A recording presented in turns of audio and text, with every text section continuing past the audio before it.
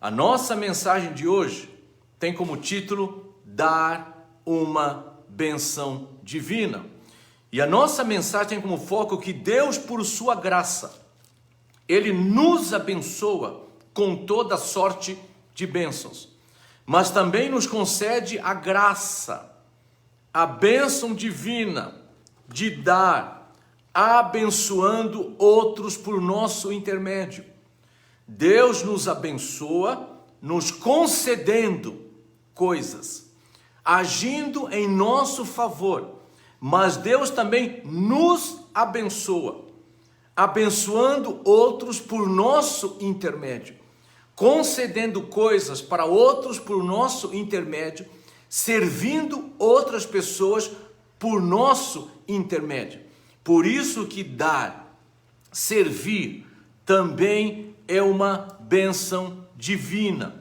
Mas no mundo onde o ser humano vive sem Cristo, numa sociedade secularizada, ou seja, uma sociedade que coloca Deus à margem, coloca Deus fora. Secularismo é uma vida sem Deus, não Deus. Numa sociedade capitalista, onde o capital, o ganho, o receber, se torna o foco da vida do ser humano. Numa sociedade materialista, onde possuir, ter, comprar, uma sociedade consumista, egocêntrica, meu, eu, o ser humano, e até nós poderíamos, por exemplo, dizer muitos ditos cristãos, o ser humano tende a viver para receber, é meu, eu quero. É aquilo que eu perguntei para o Samuel e para Manu. Tem um brinquedo, vocês são dois. O que eu faço com isso? O que a gente faz? E a Manu respondeu rapidamente, eu. Como quem diz, o avião é para mim e não para o Samuel. Essa é a nossa tendência. Receber é meu, eu quero. Mas dar e servir é uma das marcas do viver sob a graça de Deus. É uma bênção divina. Quero ler 2 Coríntios, capítulo 9, versículo 6. E isto afirmo, aquele que semeia pouco, pouco também ceifará. E o que semeia com fartura, com abundância também ceifará. Versículo 7, cada um contribua segundo tiver proposto no coração, não com tristeza ou por necessidade, porque Deus ama a quem dá com alegria. Deus pode fazer-nos abundar em toda graça, a fim de que, tendo sempre em tudo ampla suficiência, superabundeis em toda boa obra. Como está escrito, distribuiu, deu aos pobres, a sua justiça permanece para sempre. 2 Coríntios 9:10, ora, aquele que dá semente ao que semeia e pão para alimento, também suprirá e aumentará a vossa sementeira e multiplicará os frutos da vossa justiça. Próxima semana, se Deus assim quiser, o Mário Belsoli vai continuar esse texto, 2 Coríntios capítulo 9, do versículo 11 até o versículo 15. Eu quero hoje expor o versículo 6 até o versículo 10. Primeiramente, nós olhamos aqui nesse texto de 2 Coríntios a graça que gera graça. Graça que gera, graça que produz graça. 2 Coríntios capítulo 9, versículo 8. Deus pode fazer-nos abundar em toda a graça, a fim de que, tendo sempre em tudo ampla suficiência, superabundez em toda obra. É interessante como a palavra graça aparece várias vezes aqui em 2 Coríntios capítulo 8, capítulo 9, que é um dos versículos na Bíblia que nos ensina a respeito de como lidarmos, tá, com os nossos recursos financeiros naquilo que diz respeito à graça de dar. Em 2 Coríntios 8:1, ele fala assim: também, irmãos, vos fazemos conhecer a graça de Deus concedida às igrejas da Macedônia. E na conclusão, eu vou citar inclusive a igreja da Macedônia como um dos exemplos. A graça de Deus concedida às igrejas da Macedônia. 2 Coríntios 8:2, porque no meio de muita prova de tribulação, eles estavam numa situação de extrema pobreza, numa situação de grandes dificuldades, crise, numa situação de crise. Então eles estavam no meio de muita prova de tribulação, manifestaram abundância de alegria, e a profunda pobreza deles superabundou em grande riqueza da sua generosidade. 2 Coríntios capítulo 8, versículo 6, vai aparecer de novo, fala assim a palavra graça, o que nos levou a recomendar a Tito, que como começou, assim também complete esta graça entre vós, ou seja, complete esta graça entre vós. Mais adiante, 2 Coríntios capítulo 8, versículo 9, pois conheceis a graça de nosso Senhor Jesus Cristo, que sendo rico se fez pobre por amor de vós, para que pela sua pobreza vos tornasseis ricos. 2 Coríntios capítulo 9, versículo 8, já li, Deus pode fazer-nos abundar em toda a graça. 2 Coríntios capítulo 8, capítulo 9, versículo 14, enquanto eles oram a vosso favor com grande afeto, em virtude da superabundante graça de Deus que há em vós. 2 Coríntios capítulo 9, versículo 15, graça a Deus pelo seu dom inefável. Ou seja, várias vezes o apóstolo Paulo, palavra de Deus, cita aqui a palavra graça. E a graça aqui é citada não só pensando naquilo que Deus fez por nós, mas a graça também é citada aqui por aquilo que nós fazemos em prol dos outros, em prol da obra de Deus. Então não é somente a graça de receber, mas é a graça de dar. Por isso que eu falei, a graça que gera graça. Nós recebemos de Deus e nós damos. Graça é receber, mas graça também é dar. A graça é ser servido, mas a graça também é servir. Então, nós em Cristo Jesus experimentamos da graça que gera graça. Tanto é que ele cita o próprio exemplo do Senhor Jesus Cristo, versículo 9 do capítulo 8, pois conheceis a graça de nosso Senhor Jesus Cristo, que sendo rico, se fez pobre por amor de vós, para que pela sua pobreza vos tornasseis ricos, ou seja, participando da sua natureza divina, para que nós em Cristo Jesus nos tornássemos filhos de Deus, pelo arrependimento dos pecados, pela fé, para que nós possamos ter em Cristo Jesus a vida eterna. Então esse é o primeiro ponto, graça que gera graça. Segundo ponto, dar é uma expressão da confiança em Deus. Dar também é viver, é agir pela graça. Dar é uma expressão também de confiança em Deus.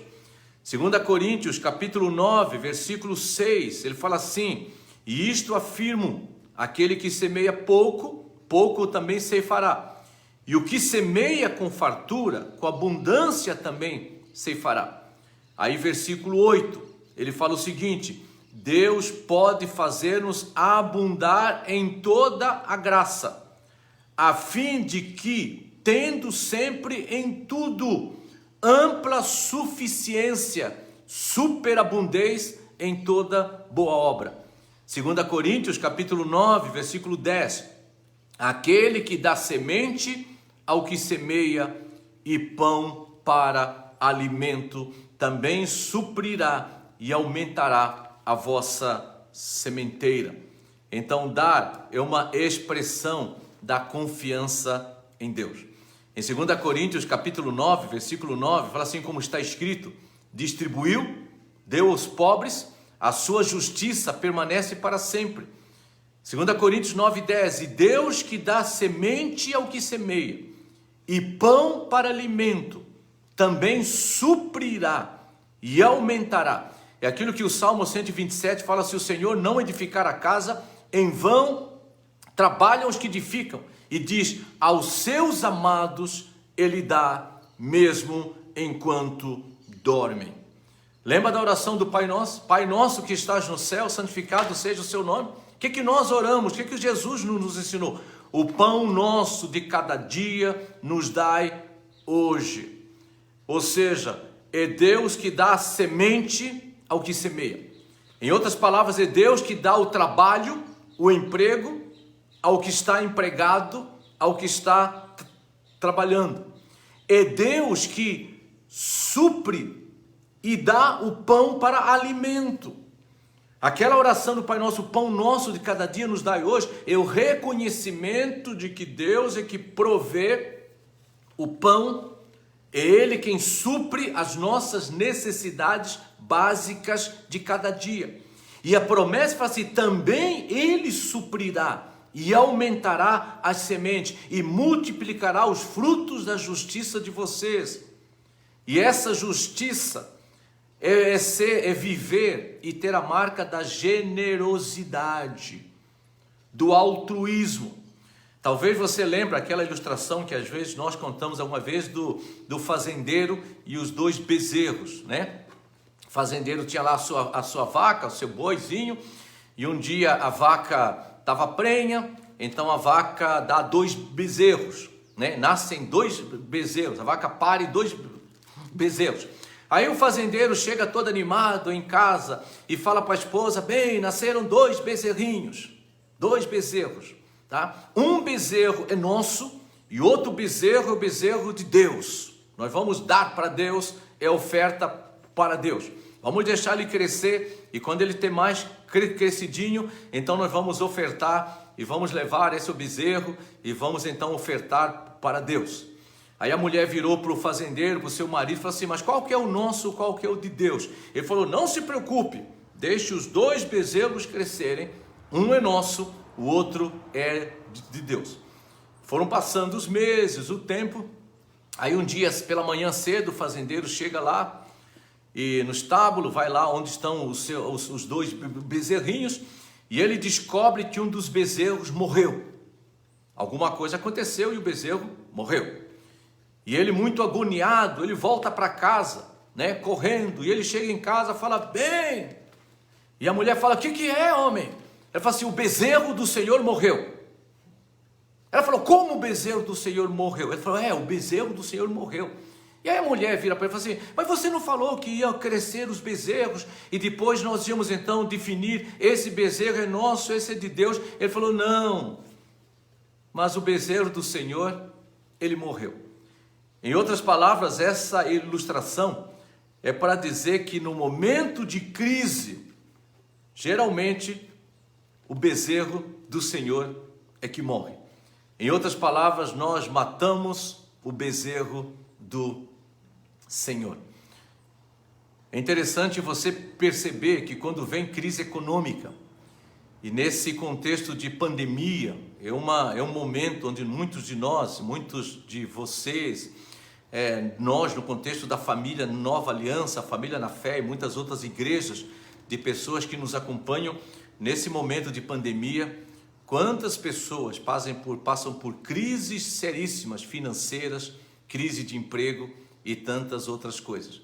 Pessoas que necessitam inclusive de apoio financeiro, de apoio material, para que elas possam ter o mínimo para a sua sobrevivência, o mínimo para ter uma vida com dignidade, o mínimo para que elas possam ser assistidas nas suas necessidades. Mas quantas das vezes, independentemente do momento de necessidade crucial, de grande crise que nós vivemos, quantas das vezes o bezerro do Senhor é morto? Em outras palavras, mantemos o nosso bezerro vivo naquilo que nós precisamos, nas nossas necessidades, e muitas das vezes até nos nossos desejos. Não há nada de errado ter os recursos para necessidades. A Bíblia nos ensina que nós temos que ter recursos para necessidade. Mas mesmo no meio da crise, é interessante nós percebermos na palavra de Deus, mesmo no meio da crise, as pessoas podem e devem ser generosas, onde muitas das vezes, como aquela viúva que Jesus cita, ou mesmo no caso do pessoal da Macedônia, mesmo em extrema pobreza, no meio de grande dificuldade, eles eram generosos. Em outras palavras, eles não mataram o bezerro do Senhor. Então esse é o segundo ponto. Terceiro ponto, então, é dar de modo agradável a Deus. Primeiro ponto, graça que gera graça. A graça não é só receber, mas a graça também é dar. Então, há a graça de receber, há a graça de dar, como nos diz em 2 Coríntios, capítulo 9. Segundo ponto, dar, ou seja, a graça de dar é uma expressão da confiança em Deus. A confiança de que Deus é que dá a semente ao que semeia. Deus é que dá o pão, que alimenta. E Deus pode suprir e aumentar as sementes e os frutos da nossa justiça. Terceiro e último ponto, antes da conclusão, dar de modo agradável a Deus. 2 Coríntios capítulo 9, versículo 7, cada um contribua, segundo tiver proposto no coração, não com tristeza ou por necessidade, porque Deus ama a quem dá com a alegria. Ou seja, o desafio, antes de tudo, é dar-se a si mesmo.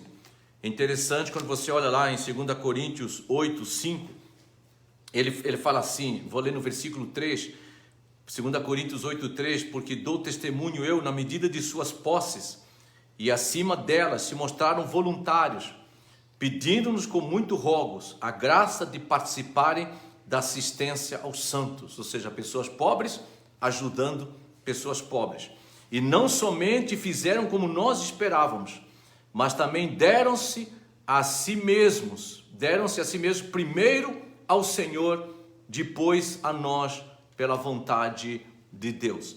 A oferta agradável a Deus é aquela oferta que procede de alguém que primeiramente se deu a si mesmo ao Senhor.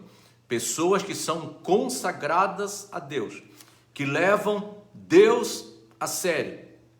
Eles sabem do tremendo privilégio que é a graça de dar, de ajudar outros nas suas necessidades. Aí nós lemos em 2 Coríntios, capítulo 5, versículo 14 e 15, fala assim, pois o amor de Cristo nos constrange, julgando nós isto, um morreu por todos, Jesus Cristo se deu, logo todos morreram, e ele morreu por todos, 2 Coríntios 5, 15, para que os que vivem não vivam mais para si mesmos. Em outras palavras, não vivam mais com aquela ideia, é meu, eu quero, eu preciso ser servido, é para mim. Mas vivam para o Senhor, é dele, ele quer, é por ele, é para ele, onde nós somos mordomos, administradores de tudo que ele coloca nas nossas mãos, para que todas as coisas sejam geridas, administradas, não para o nosso agrado, mas acima de tudo para o agrado do Senhor Jesus Cristo e para a sua honra e para a sua glória. Ele que é o Senhor. Romanos capítulo 12, texto que ontem, numa live que teve, promovida por os jovens da PIB de Ribeirão, Primeira Igreja Batista de Ribeirão, jovens da Nova Aliança também participaram, live que eu participei a convite do pastor Fabrício, pregando, eles me deram esse texto de Romanos 12, numa série que eles estão começando sobre saúde mental. E então Romanos capítulo 12, rogo-vos, pois, irmãos, pelas misericórdias de Deus, que apresenteis os vossos corpos por sacrifício vivo, santo e agradável a Deus, que é o vosso culto racional. E não vos conformeis com este século, ou seja, um século materialista, consumista, secularizado, egocêntrico, epicurista, onde aquela ideia de que o prazer é o suprassumo da vida, etc.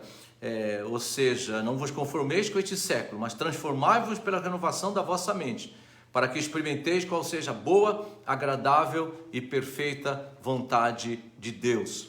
É aquela ilustração da sociedade da galinha e do porco, né? Quando a galinha propõe o porco que faça uma sociedade.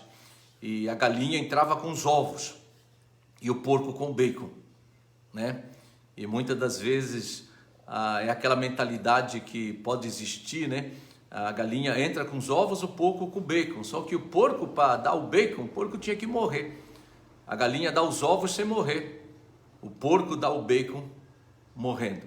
Ou seja, o porco entrava com a sua própria vida.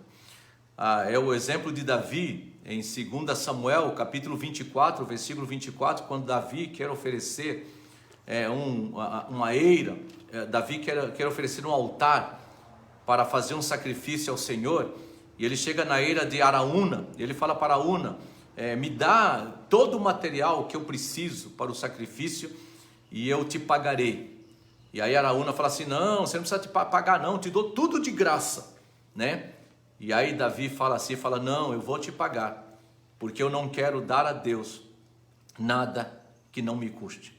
Em outras palavras, eu quero dar a Deus aquilo que me custa. E quando você pensa no próprio Senhor Jesus Cristo, diz Romanos capítulo 8, ele que deu por nós o que de mais precioso tinha, a sua própria vida.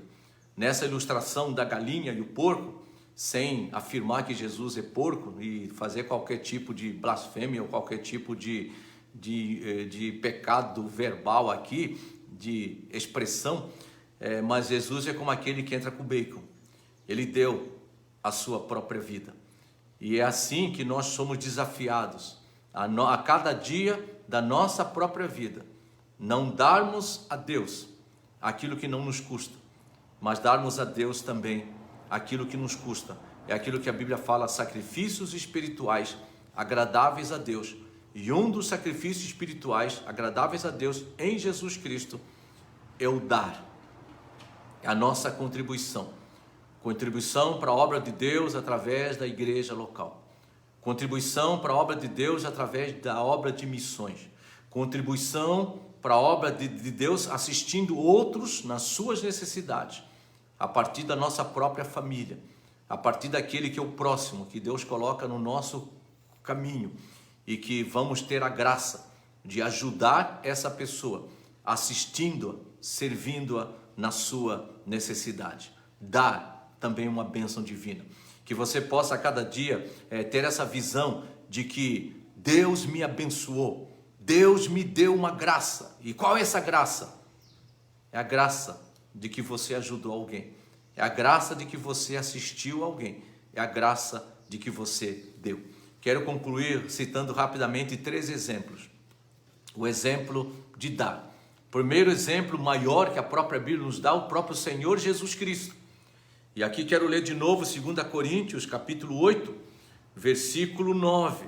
Pois conheceis a graça do nosso Senhor Jesus Cristo, que sendo rico, se fez pobre por amor de vós. O Senhor Jesus Cristo que se deu por nós. A própria Bíblia fala que Marcos capítulo 10, 45, ele não veio para ser servido, mas veio para servir e dar. Ele deu a sua própria vida. Ele morreu a nossa morte, para que pelo arrependimento dos pecados e pela fé, nós pudéssemos viver a sua vida. Jesus Cristo é o maior exemplo de amor. Diz João 3,16 que Deus amou o mundo de tal maneira que Ele deu o seu Filho unigênito. 1 João capítulo 3 fala, ninguém tem maior amor do que este, do que dar a sua vida pelos seus amigos. Romanos 5:8, Deus prova o seu próprio amor para conosco pelo fato de Cristo ter morrido por nós. E o Senhor Jesus Cristo fala que eu voluntariamente dei a minha vida. Eu voluntariamente a dei. Que nesse momento de pandemia, de crise, onde provavelmente você está vivendo também um momento de dificuldade, um momento de luta, um momento de necessidade, e onde provavelmente Deus coloque muitas das vezes pessoas no seu caminho para te abençoar, para te servir, para ofertar algo, para te ajudar. Mas que você não possa também nunca esquecer que a graça não é apenas receber, a graça não é apenas ser servido, mas a graça também é dar e servir outros à semelhança do Senhor Jesus Cristo. Um outro exemplo são os cristãos pobres da Macedônia. 2 Coríntios capítulo 8 fala assim no versículo 2: porque por meio de muita prova de tribulação manifestaram abundância de alegria, e a profunda pobreza deles superabundou em grande riqueza da sua generosidade. Ou seja, os cristãos na Macedônia, diz o texto, eles estavam numa prova grande, muita tribulação. Não era pouca tribulação, era muita tribulação. E além disso, eles estavam numa profunda pobreza. Muita tribulação, profunda pobreza. Mas ainda assim, diz o texto, que eles rogaram, versículo 4, a graça de participar da assistência dos santos. Muita tribulação, extrema pobreza, mas ainda assim, eles rogaram de ter o privilégio da graça de participar da assistência dos santos. Em outras palavras, até no meio de muita prova, muita tribulação, como a pandemia da Covid-19, até no momento, às vezes, do desemprego, no momento das crises mais difíceis da nossa própria vida, momentos de extrema pobreza, ainda assim, nós podemos ter de Deus a graça de servir e assistir outros nas suas necessidades.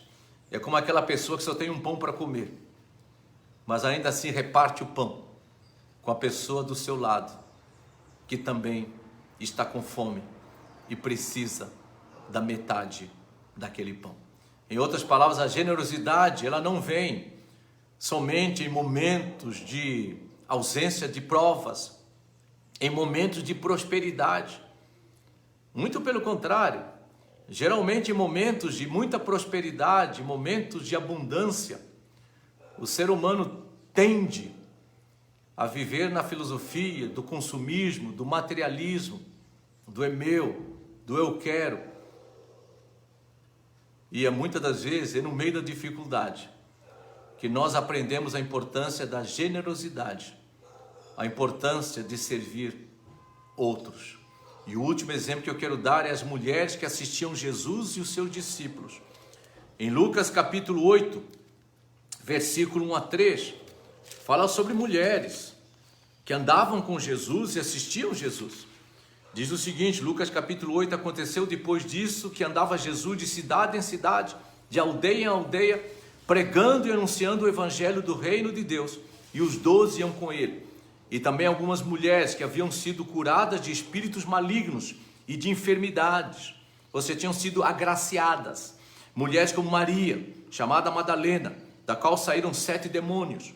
Versículo 3 de Lucas 8, Joana, mulher de Cusa, procuradora de Herodes, ou seja, mulher que tinha uma influência, um status social, seu próprio marido. Susana e muitas outras, as quais lhe prestavam assistência com seus bens. Mulheres que tinham bens, que foram agraciadas pela vida, pelo ministério de Jesus Cristo, e andavam com Jesus, assistindo Jesus com seus bens. Em outras palavras, mulheres que foram agraciadas e agora tinham a graça de assistir Jesus com seus próprios bens. 3 exemplos, podemos usar muitos outros. O maior deles, Senhor Jesus Cristo, Senhor e Salvador. O outro exemplo que nós citamos foi exatamente o exemplo dos cristãos da Macedônia. E ali podíamos até, inclusive, citar o exemplo da viúva que Jesus cita e muitos outros exemplos, mas também daquelas mulheres que andavam com Jesus. Entre elas, com certeza, mulheres poderosas, mulheres ricas, mas que eram generosas. Nem sempre as pessoas que têm bens são necessariamente as mais generosas, mas as pessoas que levam Deus a sério, independentemente de muitos ou poucos bens, elas aprendem que dar, que servir também é uma bênção divina. Que nós possamos mudar um pouco a nossa visão de não termos a visão da graça de Deus apenas como aquilo que nós somos servidos, aquilo que nós recebemos, mas podemos ter a maturidade espiritual de entender como graça de Deus a oportunidade também de servir, a oportunidade de contribuir, a oportunidade de dar. Que o Senhor ricamente nos leve a crescer em Cristo Jesus. Mário Belsolli, no próximo domingo, se Deus assim quiser, ele vai continuar essa mensagem, falando sobre os benefícios que existem disso. Entre eles, por exemplo, a graça que é dada a Deus, o louvor que é dado a Deus, o testemunho da confissão, da nossa obediência ao Evangelho de Jesus Cristo, etc. Vamos orar e o resto de um bom domingo e uma boa semana para todos, e aguarde durante a semana como será a celebração coletiva no próximo domingo. Lembre dos grupos pequenos, alguns deles, a maior parte deles online, que estão se reunindo. Lembremos de orarmos pelos outros, orarmos pela nossa cidade, orarmos pelo nosso país, mas acima de tudo, orarmos pelas pessoas enfermas, pessoas desempregadas, pessoas que estão em crises de relacionamento, e também orarmos pelo nosso coração, para que nós, à semelhança do Senhor Jesus Cristo, possamos desenvolver um coração onde possa entender que mais bem-aventurado, mais feliz é servir do que ser servido, é dar do que receber. Que assim seja, ó Pai, nas nossas vidas, que a Tua palavra continue moldando o nosso caráter, moldando a nossa vida, para que mais e mais sejamos no nosso pensar, no nosso falar, no nosso sentir, no nosso desejar, no nosso agir, semelhantes ao Senhor Jesus Cristo, de tal maneira que nós possamos compreender e experimentar na nossa vida que mais bem-aventurado é servir do que ser servido, mais bem-aventurado é dar do que receber. Que a graça do nosso Senhor Jesus Cristo, o amor de Deus Pai, a comunhão e as consolações do Espírito Santo sejam sobre todos nós, agora e para todos sempre. Amém.